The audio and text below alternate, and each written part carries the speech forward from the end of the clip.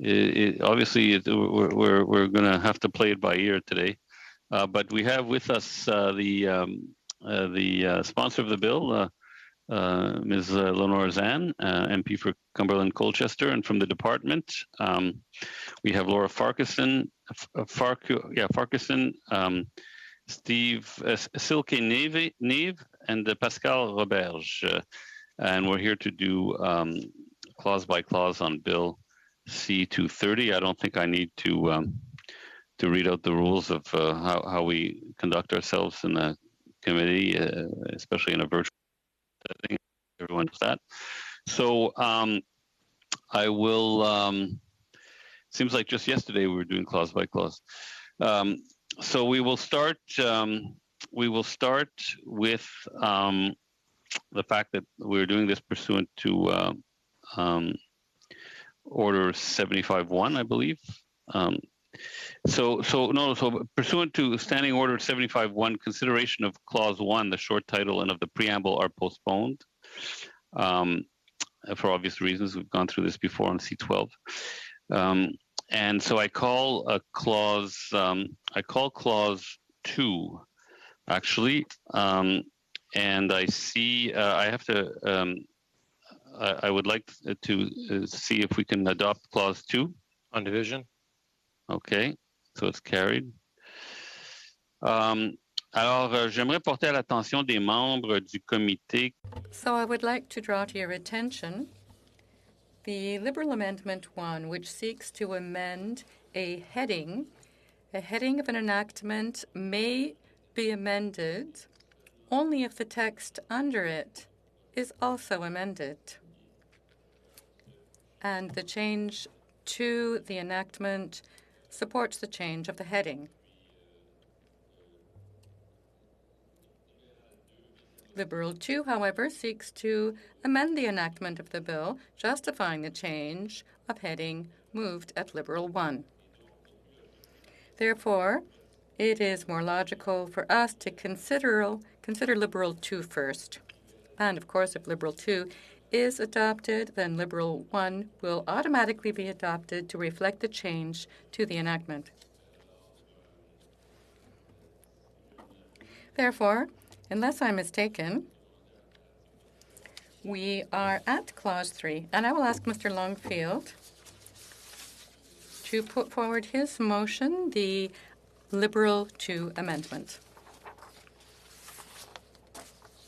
Thanks, Mr. Chair. I'm pleased to introduce a motion to amend Clause 3. This amends a few things. If I can just enable my screen here properly. Okay, I've got it. I had to change screens, so I'm back up to speed with you.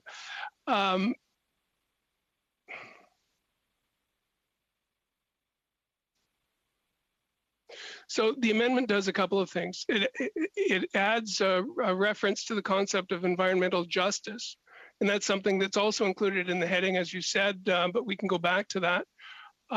It's in line with the amendment that we've discussed at committee. We'd ensure that the national strategy promotes efforts to prevent, assess, and address environmental racism. And we would provide flexibility to the minister to cooperate or consult with a wide variety of interested stakeholders. The amendments would also provide the government with flexibility in developing the strategy and avoid preempting or prejudging the outcome of the work that would be undertaken in the development of the national strategy. And it also removes references to measures that could infringe on provincial jurisdiction or be more appropriately taken up by the provinces. So this includes removing the requirement to assess the administration and enforcement of the environmental laws in each province, as we recognize that jurisdiction over protection of the environment is a shared jurisdiction among the different levels of government. So that's the rationale for the amendments on LPC2. Okay, LPC2. Yeah. Okay, I see Mr. Backrack has his hand up. Thank you, Mr. Chair. I would like to move a sub-amendment, and I'm wondering if this is the appropriate time to do so.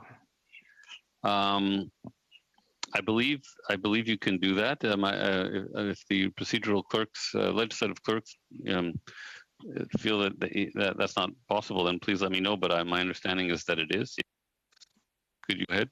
Okay, thank you. And I believe this has been emailed in both official languages to the clerk. So hopefully that's being distributed to committee members. So I would move that after the words "who are interested," we insert the following: and ensures that it is consistent with the framework for the Government of Canada's implementation of the United Nations Declaration on the Rights of Indigenous Peoples. Okay, I have not seen that yet, but I've not. Has anyone else received it? Okay. I don't know. Maybe the and just to, I see Ms. Zan's hand as well, but Mr. Chair, just to provide due warning that I do have another very simple sub amendment I would like to raise under the same section. So perhaps after we deal with this one, I could raise my second sub amendment. A sub amendment to the same clause?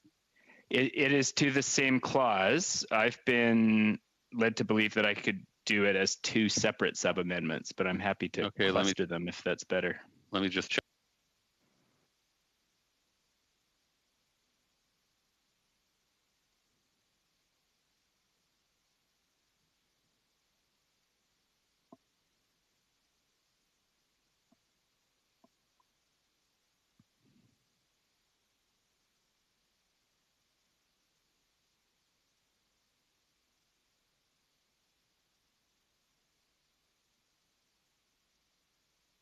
Mr. Backrack, if you could send the first one to the legislative or to the clerk, and he can get it to the legislative clerk. Okay, I believe my team has done so. So if it hasn't been received, we'll try to rectify that as quickly as possible. Okay, great. Could you look in on that, and I'll just. Yeah, I just received a text indicating that it has indeed been sent. So. NDP 1. Okay, I'm told it will be sent out momentarily. Yeah. Okay. Okay, so we will get that in a moment, and then we can.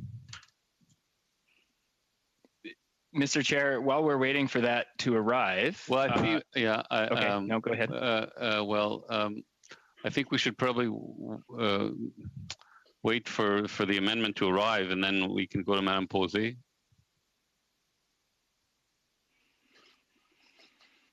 I'm not seeing it.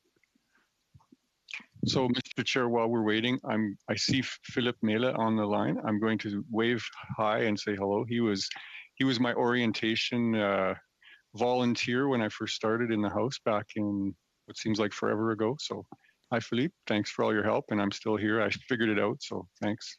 Okay, so we've received it. Okay, okay, here it is.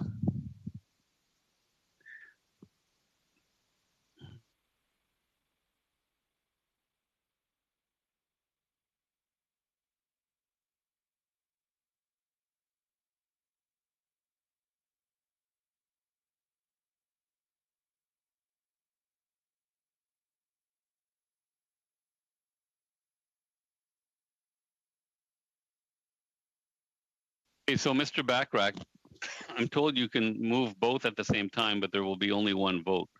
So it's up to you to decide if you want to vote on one first, and bring in the other one after. It's up to you. Well, I think ideally we would like both of the sub amendments to carry, but barring a majority vote on both of them, we'd want one or the other to carry. So I think then you separately. Doing it separately okay. is probably our preference. Okay, and I'll just let me just read something before we get to Madame Posey, or maybe actually we'll wait. Go ahead, Madame Posey. Allez-y, Madame Posey. Go ahead, Ms. Posey. Mr. Chair, this is regarding another topic. Another clause, of course, but this is not about the amendment put forward by Mr. Backrash, so probably we should finish on that first, and then I'll be very pleased to speak to the Liberal amendment. Very well. Thank you. Have you sort of already spoken to your first amendment, or do you want to say? I feel, Mr. Chair, like the sub amendment is fairly self-explanatory. Okay. Okay. It's simply to reference the important work being done on Indigenous rights. Okay. Can you take your hand down so that you don't confuse the chair? Thank you. Okay. So I guess we'll take the vote. The vote is taken on division. Okay. So the sub amendment passes on division. Mr. Backrack, do you want to propose your second sub-amendment? The other one is very simple. Under 3A, the current wording is a study that may include, and my sub-amendment would be to change that, or to change the word may to the word must. So it would read, a study that must include. And okay, has that been distributed to the members? I'm not sure whether that one has been translated. Well, it doesn't have to be translated as long as it's sent. Okay. As long because we can do that right away. Yeah. Yeah.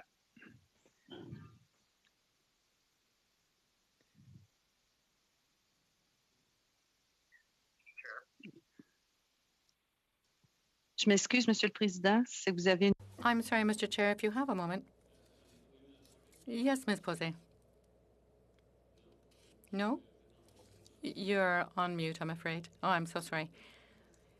When we were trained at some point on working clause by clause considerations, I think that we didn't have a right to put forward 2 amendments at once.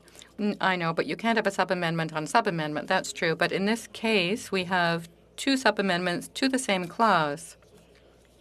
So basically, it amounts to 1 sub-amendment, if I've understood correctly. In any case, the legislative clerk has assured me that we can go ahead hearing both of the sub-amendments put forward by Mr. Backrack. If I understand correctly, we're not sub-amending a sub-amendment. These are just 2 sub-amendments applying to the same clause. Basically, it's 2 parts of what we're going to take to be 1 proposed amendment. That's the logic here.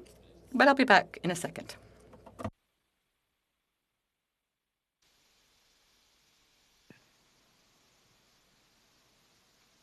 Mr. Chair.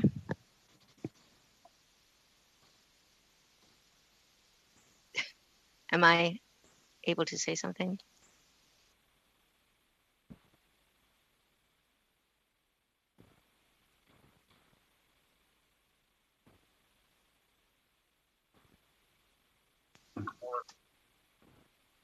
Okay. Mr. Backrack, we can't distribute it because in one language only, but you can read it, and then the interpreters will interpret it, and that will suffice. I'd be happy to do that, Mr. Chair.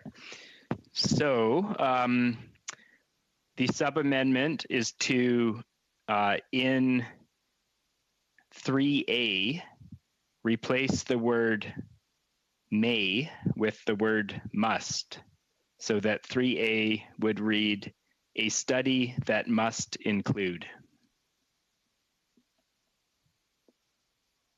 Okay, thank you. I'm just consulting the legislative clerk about something, and I'll come back to you.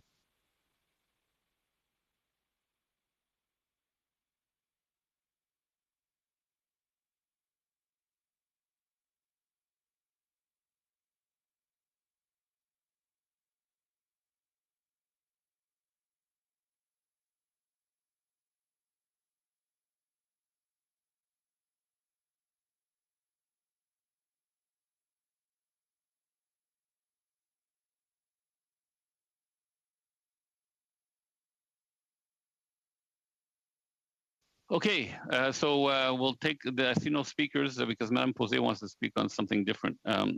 So we'll take the vote. Do we do on division? Chair, can I speak on that particular sub-amendment?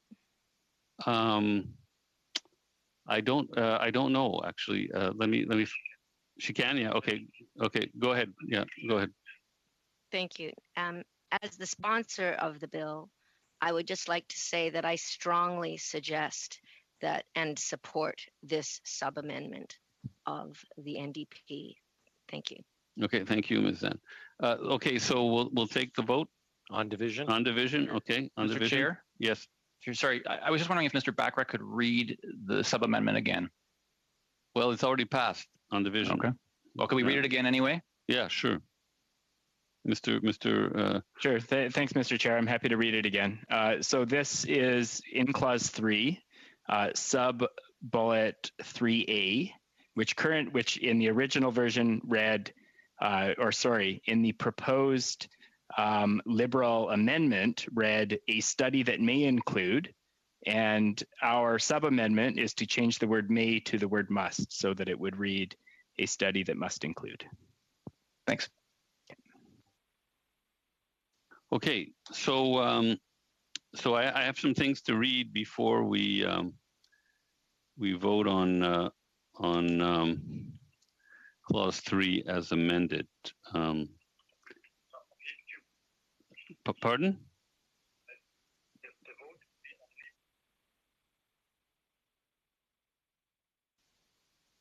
Est-ce qu'on parle? Je m'excuse, là. I'm sorry, Mr. Chair. All right.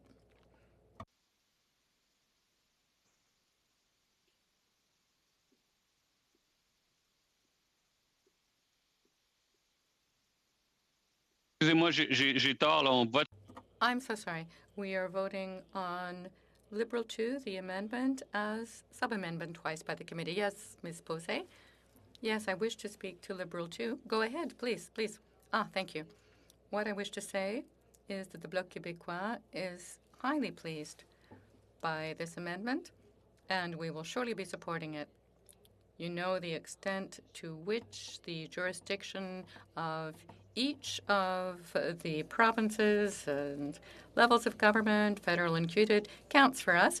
And when we first saw this enactment, we were wondering how to bring in the right sort of amendment, given that there are so many examples, at least to our mind, where the federal government was not respecting, where federal legislation seemed to be overriding that of Quebec. So Mr. Boudreau came to give us examples, I think, of this and spoke to this issue. So simply to say that we will be supporting Liberal 2, given that Canada should first and foremost consider protecting Canadians from climate change, impacts on health and inequality when it comes to absorbing the effects of climate change and so on, but not interfere with provincial responsibility in this regard. So this is really important amendment. Carrying out and the control over all this was a big issue for us, so we're really pleased to see this, and we'll be supporting the Liberals. Thank you, Mr. Chair. There are two things I noticed in the amendments that have been proposed, and since we have Ms. Zan with us, I thought I would just ask for her reflections on them as the sponsor of the bill. The first one is the addition of the concept of environmental justice. Sorry, are we talking about? We're talking about the Liberal, the Liberal amendment. Yeah, go ahead. We're talking about the amendment to clause 3, which it covers a lot of ground. So I think I'll just make some general comments, and then I'll try to be quiet for the rest of that's fine. That's fine. The vote. So the first one was the addition of the concept of environmental justice, which I understand is more parallel to the legislation in the United States and the work that they've done. So I'm keen for Ms. Zan's reflections on that, seeing as this is her bill. And the second one was the change to the word redress, which featured prominently in the original drafting of the bill. And I note that this amendment brings in the wording to assess, prevent, and address environmental racism, which has a slightly different feel, but perhaps captures the spirit of what Ms. Zan originally intended. So, Mr. Chair, if it's in order, I'd love to hear from the sponsor. Ms. Zan? Thank you so much, and thank you for the question.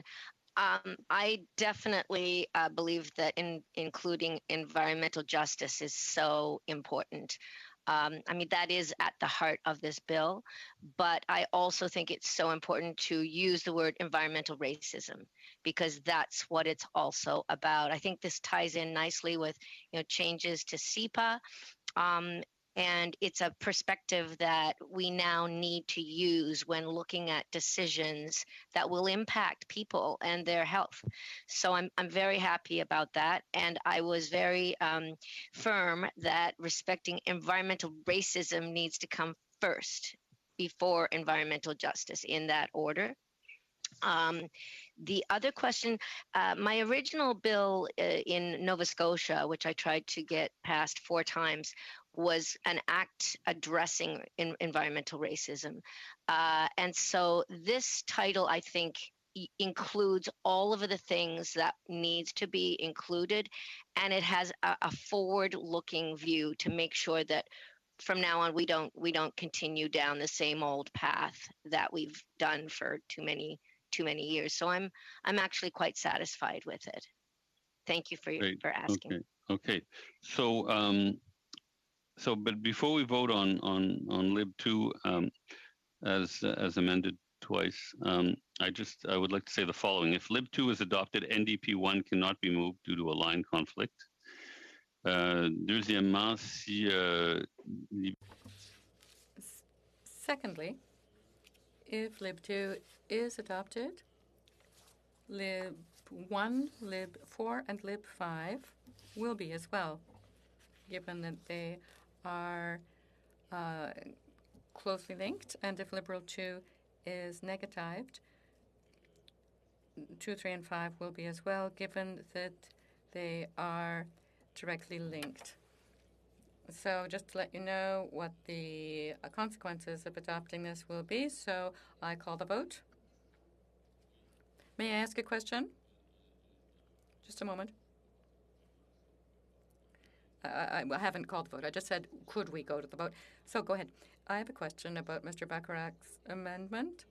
It seems to me that in C15, it says automatically that the legislation will be adjusted to reflect UNDRIP. So it is useful to put this in here. Do we have to mention it every time? Because it seems to me that C15 covers every instance of aligning our legislation with that of UNDRIP. Perhaps Mr. Bacharach could shed some light on this, and then we could go to the vote.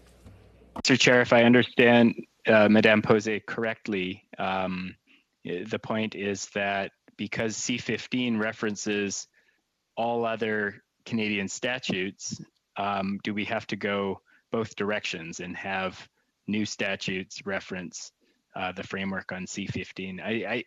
My sense is that given where C15 is and where the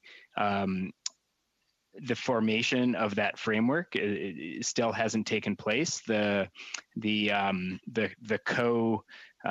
formation of that framework.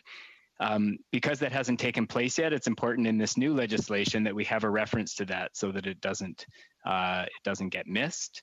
And while it may seem duplicative, I think that Indigenous rights are important enough that we should make sure that when we're passing legislation, we include reference to them, especially a piece of legislation aimed specifically at environmental racism, which affects so many Indigenous people.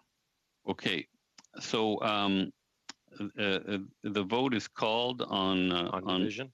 On division, okay. So Liberal 2 passes as amended. That means Liberal NDP 1 cannot be is now inadmissible. Correct me if I'm wrong, Mr. Mila. No, Mr. Chair, it cannot just be moved because there is a conflict of line. Yeah, that's what I said. Yeah. So I said it's inadmissible. Okay, so shall clause 3 carry as amended?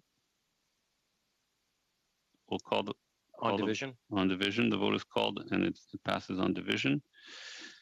We go now to Liberal 1, Mr. Longfield. This one, Mr. Chair? Yeah. This one was already adopted by the adoption. Oh, right. You're absolutely right. Thank God you're there, Mr. Miller.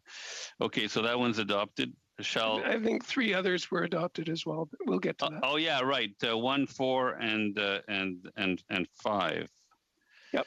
Okay. So 1, 4, and 5. That's right. Okay. So shall clause 4 carry? On division. Shall clause 5 carry? On division. Now we didn't. Lib 3 has not. We're in to the preamble now, I believe. Is that correct? Lib 3. Ms. Sachs, did you want to speak to that? Did you want to? Thank you, Mr. Chair, but Madame Posey has had her hand up, and I'd like to just make sure before we continue that she does speak. Yeah, go ahead, Madame Posey. Yes, I'm so sorry. Go ahead, Ms. Posey. Yes, thank you again. Once again, I wish to underscore the Bloc's support for these wonderful amendments that have been put forward by the Liberal Party. It's very good to have them. This really ensures that our lens will be broadly scoped when it comes to all discussions of marginalized groups, including Indigenous or racialized groups. Basically, we now have a lens that covers all marginalized peoples, whatever their race, color, and so on, people who are in lesser conditions, and that's what really counts for us. We want to make sure that we're able to hear them and to listen to them, so we will be supporting this amendment. C'est à vous là, de présenter votre amendement libéral. For you, Ms. Sachs, to present Liberal 3. Ms. Posey, could you please put your hand down? Thank you. Thank you so much. And thank you, colleagues. And I'd like to acknowledge MP Zahn and her work on this. And it's in the spirit of her work and what's been amended thus far that I present the amendments to the preamble. The new paragraph acknowledges the need to advance environmental justice and to continue to work to end racism and racial discrimination in all of its forms. In doing so, it's part of a strategy that would allow for a broader national conversation to take place and the ways that in which we address environmental inequities that are encountered by communities that face marginalization, including those from racialized or Indigenous backgrounds, as well as those acknowledging those of certain socioeconomic statuses or gender, and recognizing that these perspectives are often intersectional and overlapping. The amendment to paragraph 3 acknowledges that environmental policymaking requires an inclusive approach that's non-discriminatory and also must have meaningful engagement and participation of all Canadians, especially communities that are facing marginalization. Thank you. Seeing no other speakers, the vote is called. On division. On division, okay. So Liberal 3 carries on division. Shall the preamble as amended carry? On division. On division. Well, the title, short title, has already carried. So has the title. Hello, Mr. Chair. Mr. Chair, the legislative clerk here. Yeah. It's only the amendments to the short title and the title. Oh, right. Sorry. Yeah. Okay. So shall clause 1, the short title as amended carry? On division. Okay. Shall the title as amended carry? On division. Shall the bill as amended carry? On division. Mr. Chair, I'd like to call for a recorded vote on the bill as amended. Okay, Mr. Clerk. Mr. Chair, the question is on the bill itself as amended. Mr. Baker. In favor. Mr. Biddle. In favor. Mr. Longfield. In favor. Mr. Saini. Absolument. Ms. Sachs. Absolutely, yes. Mr. Albus. Opposed. Mr. Genereux. Opposed. Ms. McLeod. Opposed. Mr. Redekop. Opposed. Madame Posey. Ms. Mr. Backrack. In favor. Mr. Chair, bill is carried. Perfect. Shall the chair report the bill as amended to the House? Yes. On division? Okay. Shall the committee order a reprint of the bill as amended for the use of the House at a report stage? Yes. On division. Okay. Congratulations, Ms. Zan, on getting your bill through committee. That's wonderful. Is there anything else I need to say Thank you. From a protocol point of view. I do have a question. Is it possible that we can get the reprint done such that I can table it tomorrow in the House? I don't know if the legislature. It's a good question, Mr. Chair. It's 4:30 already, and the routine proceeding is at 10 tomorrow morning. We'll try to do our best, but I can't speak on behalf of my colleague doing the reprint. So we'll try our best. I'm sure you will. Okay, that would be wonderful if we could do that. So that was all that was on the agenda today. Mr. Speaker, Mr. Chair. Yes, Ms. Zan.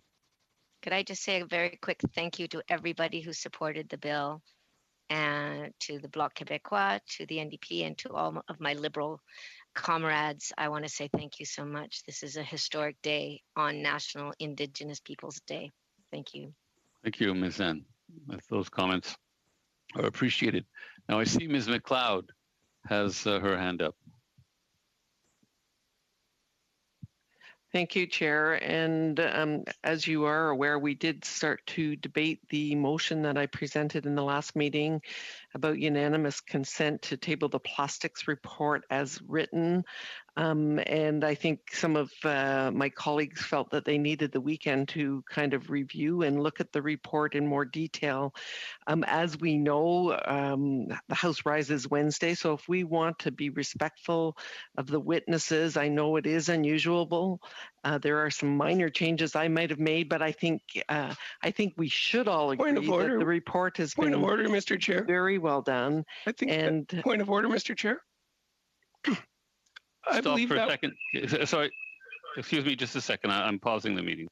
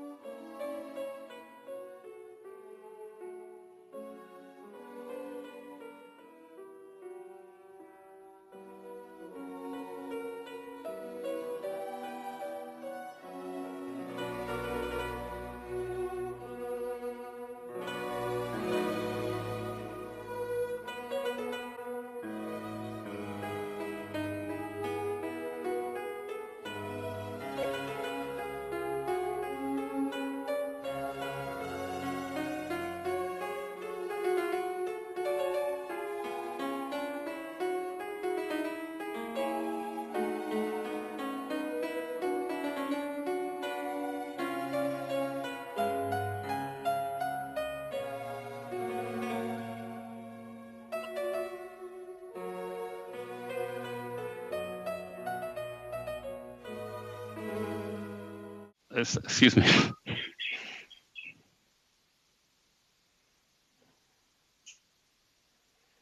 So the bells are ringing. That means I need unanimous consent to continue discussing before we get we go to the vote in the House. So is there unanimous consent to keep discussing? You know, to not go to the House right now, technically speaking, to vote. In other words, I need unanimous consent to continue this discussion. Otherwise, we have to come back after the vote. And I'll let you know now, we don't have resources after 5:30, so there's a hard stop at 5:30. So do I have you? Mr. Chair, there's no unanimous consent. Okay, okay. No. So we'll come back after the vote if it's not 5:30. And my point of order was that was during committee business, which is in camera, and we're not in camera. I think I would look for the chair's ruling on whether it's appropriate, because that's why I was making a point of order. Either way, we're going to have to come back after the vote if there's time. If it's 5:30, we can't come back. The meeting's over. We have no choice. Okay, thank you. So we suspend. Thanks. Bye.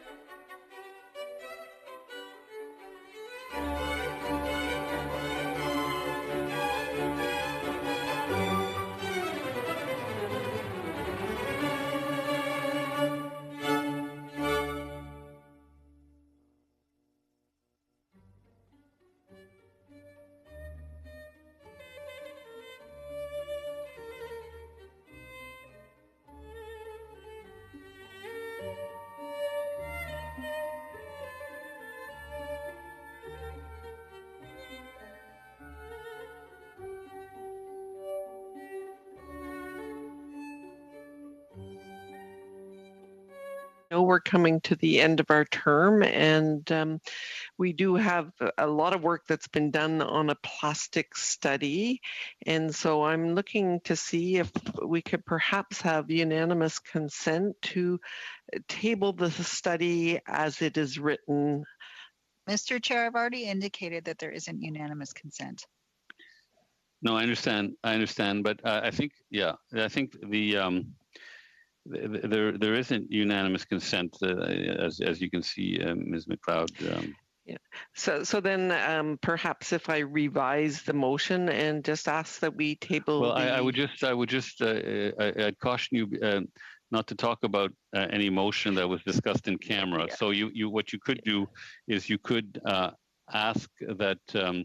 This is what the clerk has told me: is you could ask that the committee now start discussing the topic of the plastics report, and that we could vote on that, but there'd be no debate. It would be a vote, and then if for some reason that were accepted, that we should start talking about the plastic study, then the next step would be to move a substantive motion. I think what you have in mind is to say, let's adopt the report.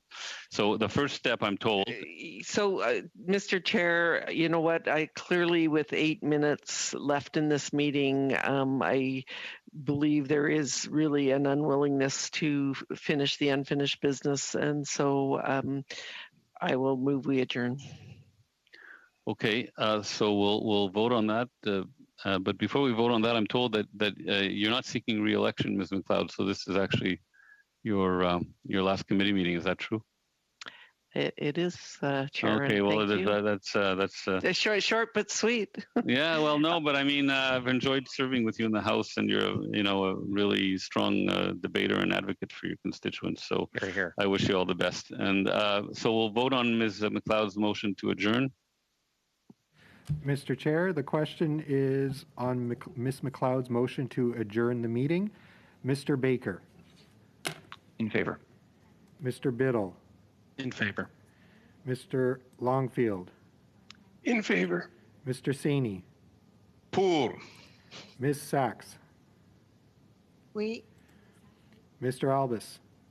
In favor of Kathy McLeod, oui. Mr. Genereux. In favor. Ms. McLeod. In favor. Mr. Redekop.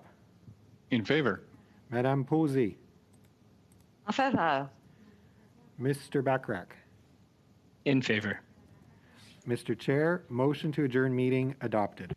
Well, thank you very much. The meeting is adjourned. Happy voting this evening. Let's hope it doesn't go on too late, and we'll see you all in the House tomorrow. Thank you. Take care. Thanks, Mr. Chair.